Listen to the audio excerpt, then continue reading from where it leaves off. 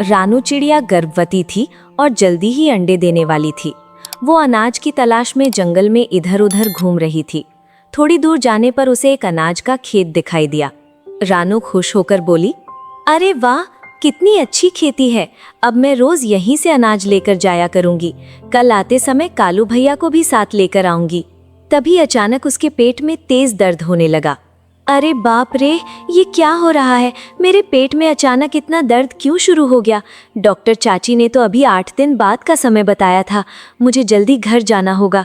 रानू अपने घर की ओर उड़ चली, लेकिन थोड़ी ही दूरी पर उसका दर्द और बढ़ गया। शायद मैं घर तक नहीं पहुंच पाऊंगी। मुझे यहीं कहीं सुरक्षित जगह ढूंढनी होगी। दर्द से परेशान रानू आसपास देखने लगी। तभी उसे एक पेड़ पर खाली घोंसला दिखाई दिया। हाँ, ये घोंसला ठीक रहेगा। शायद इसमें कोई नहीं रहता। बच्चों के बाहर आने तक मुझे यहीं रुकना होगा। मजबूरी में रानू ने उसी घोंसले में अंडे दे दिए। थोड़ी देर बाद वहाँ मीनू चिड़िया आ गई। उसने गुस्से में कहा, अरे कौन हो तुम? एक तो तूने मेरा घोंसला छीना और ऊपर से इसमें अंडे भी दे दिए। मैं पास के जंगल से अनाज ढूंढने आई थी, लेकिन वापस जाते समय पेट में अचानक दर्द हो गया। मैं घर तक नहीं पहुंच पाई।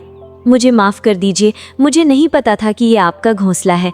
क्या बच्चों के बाहर आने तक आप मुझे यहाँ रहने देंगी? अरे वाह, बड़ी आई रहने वाली। अगर मैंने तुझे ये घोंसला दे दिया तो मैं कहाँ रहूँगी? ऊपर से बारिश का मौसम चल रहा है। अभी अपने अंडे उठाओ और यहाँ से निकल जाओ, नहीं तो मैं इन्हें नीचे फेंक दूंगी। इस जंगल में शिकारी पक्षी घूमते रहते हैं। जल्दी निकलो यहाँ से।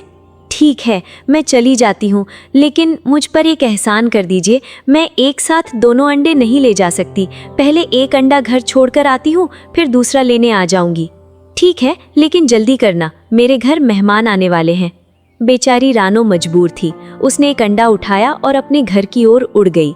इधर मीनू चिड़िया खुश होकर बोली, अच्छा हुआ, मुझे बिना मेहनत का घर मिल गया। वो अपने ख्यालों में खोई हुई थी कि तभी वहाँ एक शिकारी चील आ गया। अरे चिड़िया, तू मेरे घोंसले में क्या कर रही है? मेरा पेट दर्द कर रहा था। मजबूरी में अंडा देने के लिए मुझे इस घोंसले का सहारा लेना पड़ा। मुझे माफ कर दीजिए। अब तू कहीं नहीं जा सकती।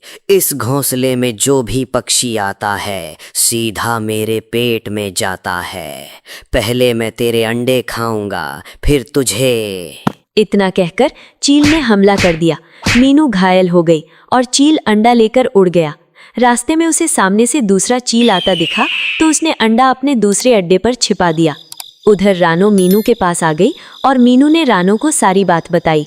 उसके बाद रानू मीनू चिड़िया को अपने घर ले आई और उसकी मरहम पट्टी की। उसी समय कालू कौवा उस इलाके से गुजर रहा था। अचानक तेज बारिश शुरू हो गई। अरे, ये अचानक बारिश कैसे शुरू हो गई? मुझे कहीं रुकना होगा। कालू को सामने एक घोंसला दिखाई दिया और वो बारिश से बचने के लिए उसमें जा घुसा, लेकिन अंदर जाते ही वो डर गया।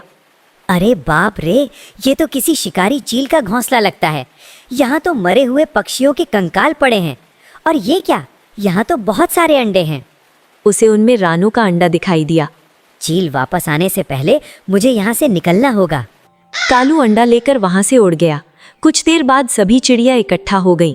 रानू, मीनू, रानू और बुलबुल चिड़िया रो रही थीं। कालू ने सारी बात उन्हें बता दी।